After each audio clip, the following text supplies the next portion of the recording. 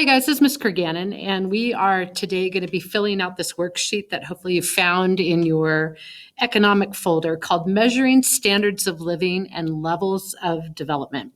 So as it says in the opening paragraph, geographers examine many factors of development to determine the standard of living in a country. So there are lots of different indicators that they put together to decide, is this country considered more developed, or is this country considered less developed? So we're going to be looking at development today and factors that help a country with its overall well-being. And then eventually you're going to be putting together a display for your UN country on how the citizens feel in your country. Are they satisfied with how the government is taking care of them?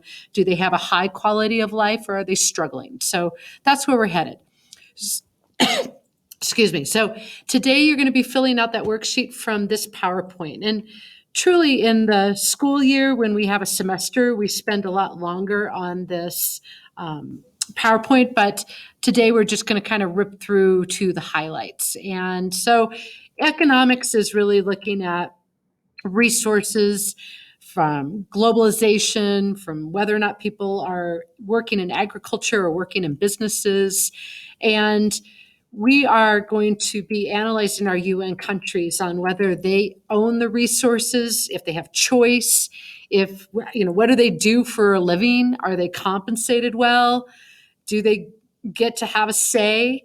And we are not going to spend a lot of time here on whether your country is communism or socialism or have a capitalistic market, or even on the black market. As much as I'd like to spend time on that, we're going to keep going. So we are going to be talking instead today about how we measure development. And in your notes, up in the top left corner, it says GDP. And so you're going to write down GDP stands for gross domestic product. But when I say gross, I don't mean like, oh my God, that's gross. I mean like as a large number, a gross amount. If we were to take all of the money and then divide it in the country amongst all its people, what kind of technically are people worth?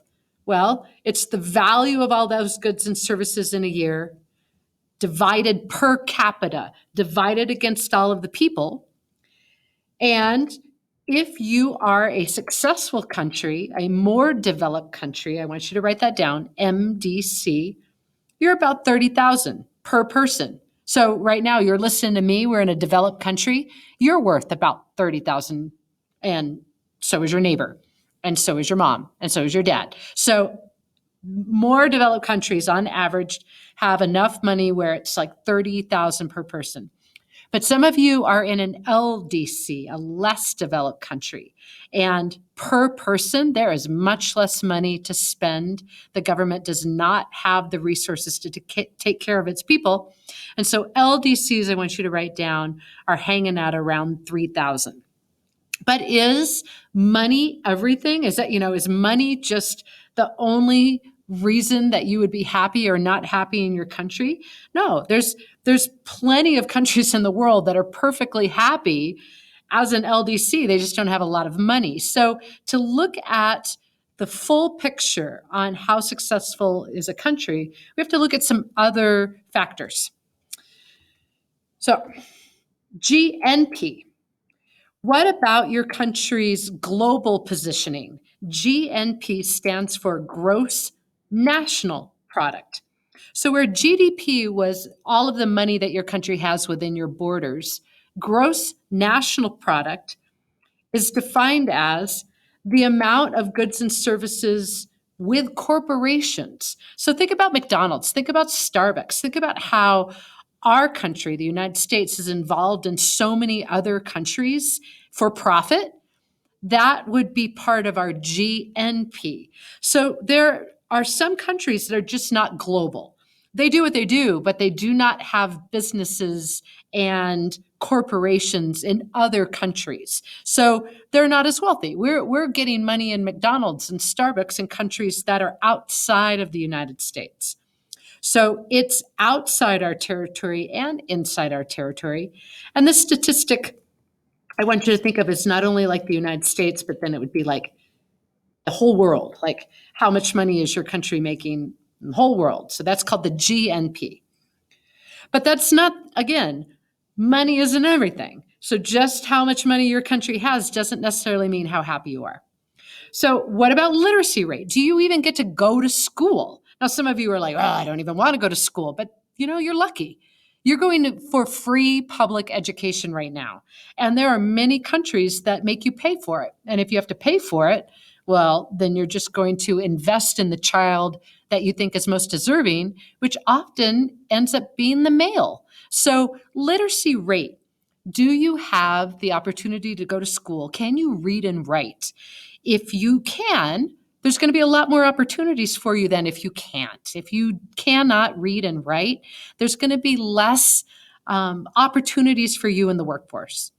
So the percentage of people who can read and write is what's called the literacy rate, to about like 15 years or so. I've also heard it called school life expectancy. How long are you going to be in school? And here's a statistic I want you to write down. So literacy rate you can interpret as percentage of people who can read and write. And then you're going to write down 98%. Almost 100% of people in more developed countries can read and write. How wonderful is that? They make school a priority.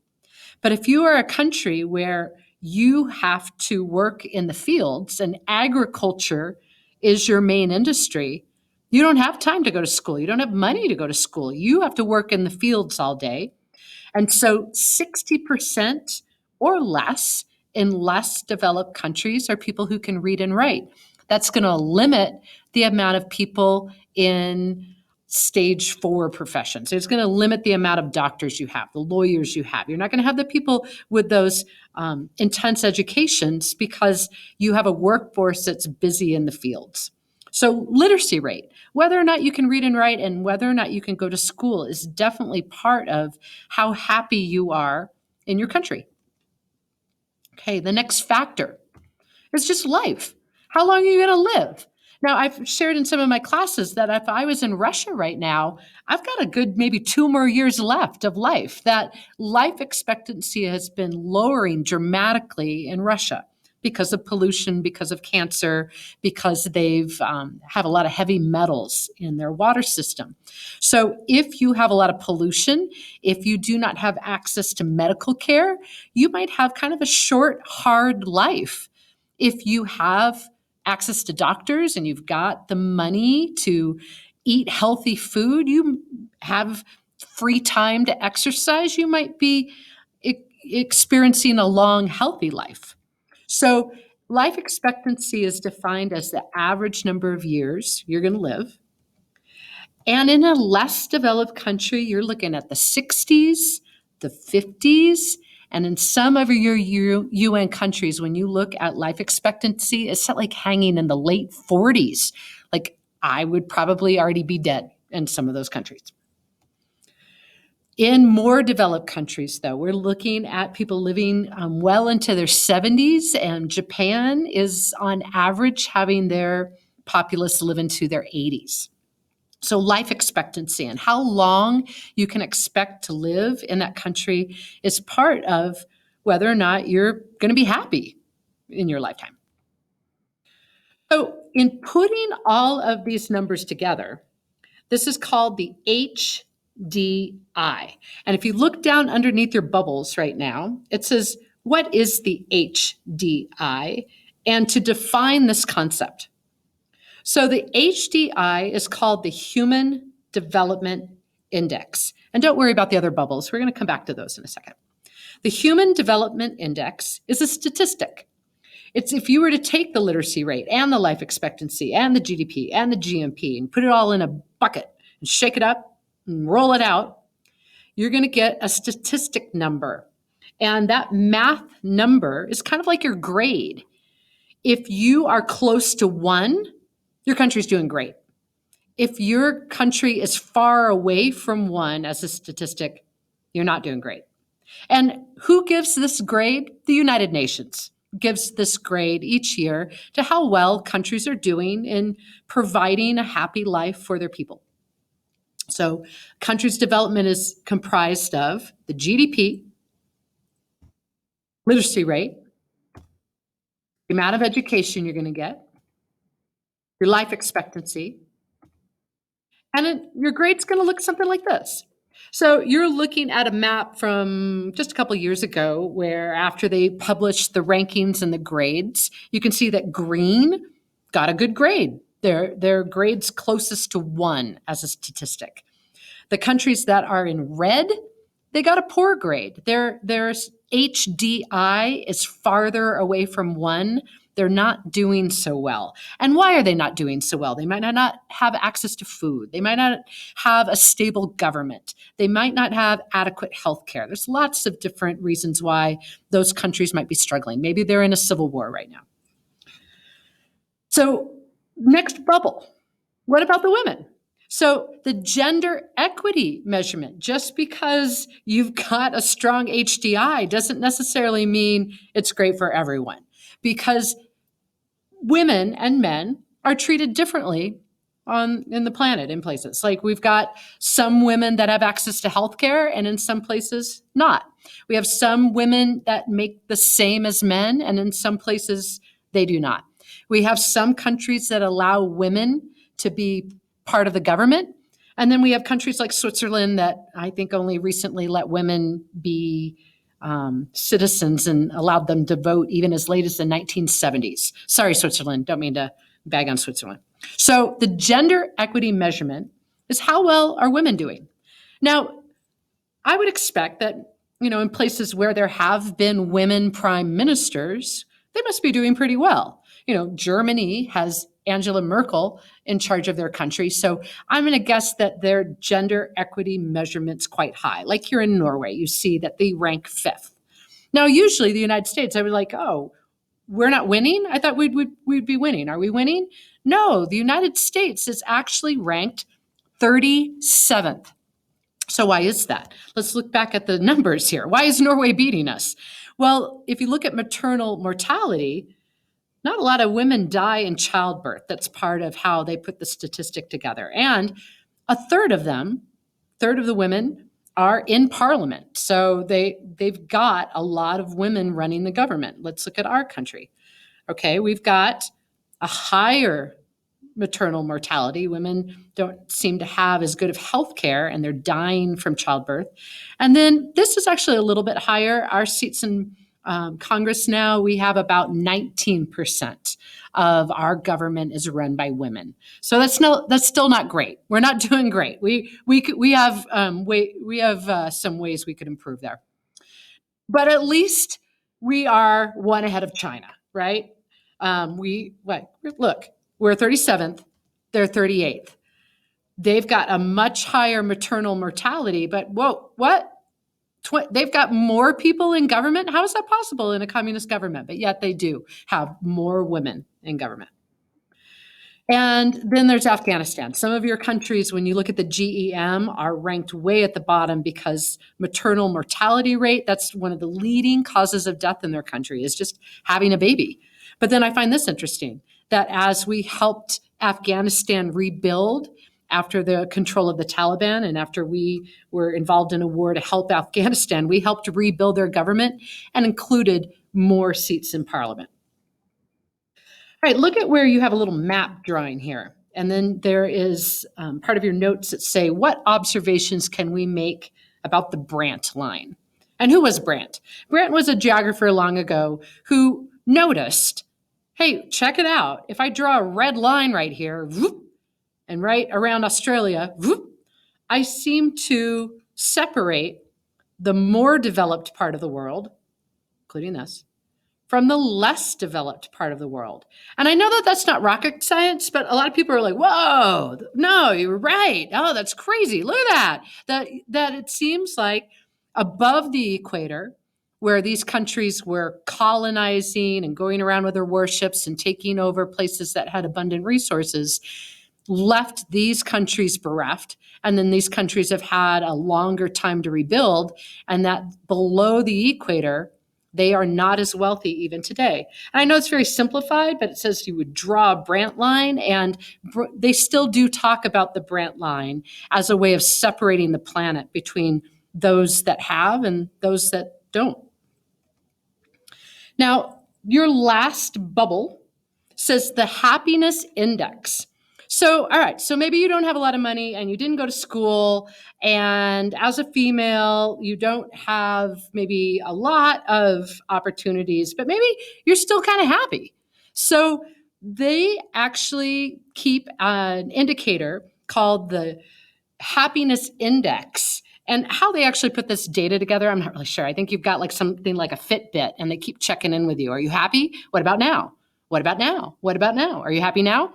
And then they eventually put this information together, which is going to be your general happiness. How happy are you? So I'm looking at a map here and I see, well, generally, United States, Canada, Brazil, Australia are pretty happy. Saudi Arabia is pretty kind of happy. And then there's some places that are not so happy. Maybe it's stressful. Maybe the government has a lot of control. Maybe you're worrying a lot about violence or food. So So what would you write for the happiness index? It is yet another measurement that tries to track how happy people are with their general well-being in a country. All right, now we're going to define 3 more words down at the bottom. What is globalization? We've talked about this before in the culture unit. Globalization is the process which connects countries, making them more alike.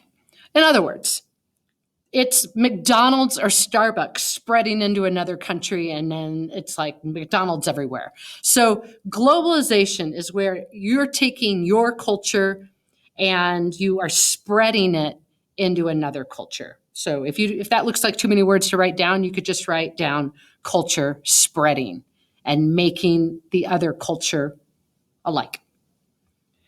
The second word, neocolonialism. So I was talking about when we were looking at the Brandt line about white Europeans cruising around through history, 1600s, even as late as the 1700s and 1800s, taking over other countries and imposing your culture on top of those countries and those countries' resources. Some people say that neocolonialism is doing it now with companies, taking your company and controlling a country with your company, like making McDonald's or Starbucks kind of control, Google control those companies. So neocolonialism is when a more economically, politically powerful country extends its influence over less developed people. I don't know if you've been watching the news, but there's kind of a race right now in the African continent to have control over those countries. So China and the United States are kind of vying for control to influence those countries' development, and that we are hoping they'll be our friends, and then China's hoping the other country will be their friends so that they share resources. That would be called neocolonialism. Your third word is like the movie we saw, outsourcing. So outsourcing is when you take your business and you put it in another country to save money because you can pay them less. It's where labor costs allow for saving. So examples right now, most of your clothes that you're wearing, I hope you're wearing clothes, are made in another country. Most of your electronics, as you're aware, you have to wait for a while until you get your computer or your phone because it's being assembled in Asia, most likely. Your call centers, when you call customer service, that's being routed to a center just like we saw in the movie. And farming. Increasingly, you are getting strawberries outside of season. You're getting fruit in the months that fruit usually doesn't grow because other countries are making it for your consumption. Now, there's some positive and some negatives of globalization. So look down, this is one of the last things you're doing. There's a chart here of the positive and negative consequences. So positive, you're like, that's too much to write down. Right, I know. How about you pick 3 and put them in your own words?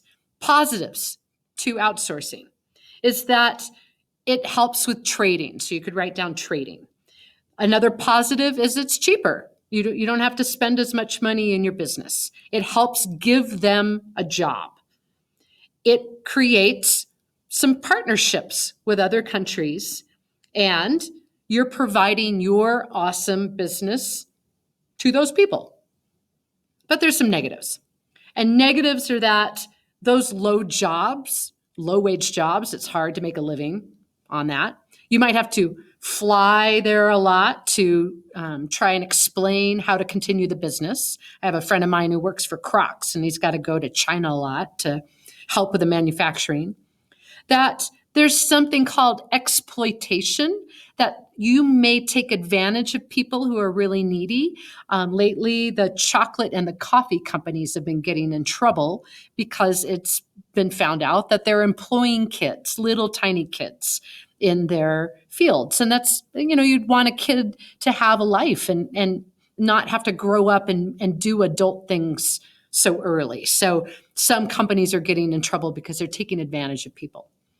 And when you place your business in another country, you might negatively influence that country's ability to make money on their own. So those are some positives and negatives. And then, what are we going to do with this information in your head? I included on your worksheet a video. Let me see where we're going to go. Yeah. So now that I'm done talking, we might take a break, and you're going to watch a quick video. I think. Maybe not. And then, after you take a big breath, you're going to do some research today on your UN country. But fortunately, I have tried to make this as easy as possible. I know that there's a lot of words blah, blah, blah, blah, right now, but you are just going to click into some of these links and then just kind of summarize some of the data that you see. And you eventually are going to summarize how's your country doing in these 5 categories. It's like you're putting your own HDI together. You are going to look up social factors, financial factors like money, sense of purpose, it's kind of like your happiness index, connection to community and the environment, and then physical well-being. Look up kind of some life expectancy stuff. So you're going to write your name here. And then you are going to kind of rate your country on how happy you are after you look up this information. So in this box is where your social factors are going to be. You are going to summarize how safe and connected and happy your citizens are. Ways that you could tell is if you look at, can you travel? Here is your government corrupt? Do you have access to the internet? Wouldn't you be sad if you didn't have access to the internet? Well, I mean, you couldn't go to school, but then you also couldn't talk to your friends. And then this is also the happiness index, ranking of the happiest countries. So after you look at some of those data, you're going to summarize here. And please use at least 2 pieces of data to summarize. Then next, financial factors. You're going to click in here to see how does your UN country make money. You're going to click in here to see on average how much money does each person have. You are going to, if you want to figure out how much your dollar is worth, you could click in here and calculate your currency. And then you'll write down your GDP per capita. If you were to take all of the country's money and divide it by all the people, what would you have? And then you'll summarize that right here. Okay? Your third category, putting together your own HTI, is your sense of purpose. So what would give you a sense of purpose? Well, I hope going to school and getting an education and creating a life that you choose on your own terms. So you'll click in here to see how long do you get to go to your school in your UN country. What job are you probably going to have? These are job sector percentages per country. Like, are you going to be in farming? You're going to be in industry. Gender equity. How great is it for you as a female in that country?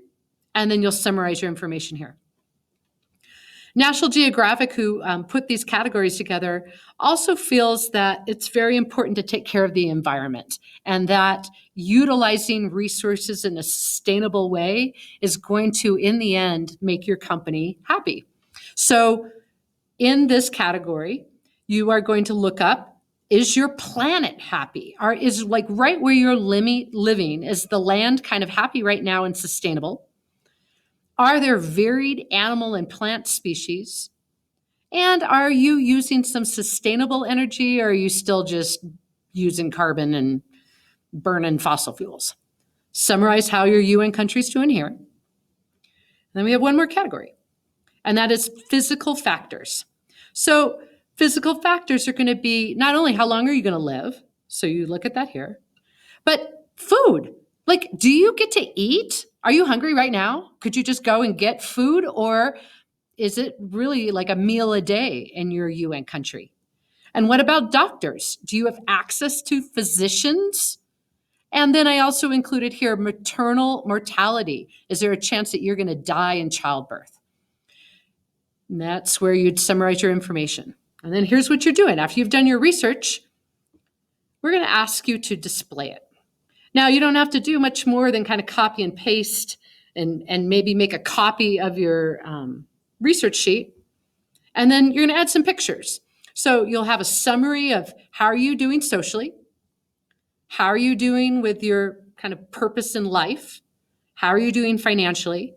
And are you doing awesome or are you doing not so awesome? So you choose the pictures. So in my exemplar for the US, we're doing okay, but you know what? We're actually kind of high on political corruption. So I have a little robber with a stick up here. But we do have a lot of access to the internet. And for the most part, we're pretty peaceful. For money, I put a lot of money because, man, for the United States, that is something that's going really well for us. I put that, hooray, we get to go to school and we choose to educate both men and women here in this country. But I put this little guy here with his belly hanging out because we are not so great with our food. Our food's not very healthy. And overall, we're not doing so great in that category. And then I think we could do a little better here when I look at the statistics about recycling and using sustainable energy. So your final display is going to be from all the research that you've done here. And this is what you're going to be uploading to Schoology. You're going to upload your research. You'll upload this just to show that you did your research. But the big grade for your display will have these factors and your summary. This is, now you tell me, how are you doing in that UN country? Based on these 5 factors, are you doing well? Are you not doing well? This is your final summary for your HDI. Thank you very much for patiently listening to these directions. Of course, we're going to try and give you a lot of time in class for this. And thank you.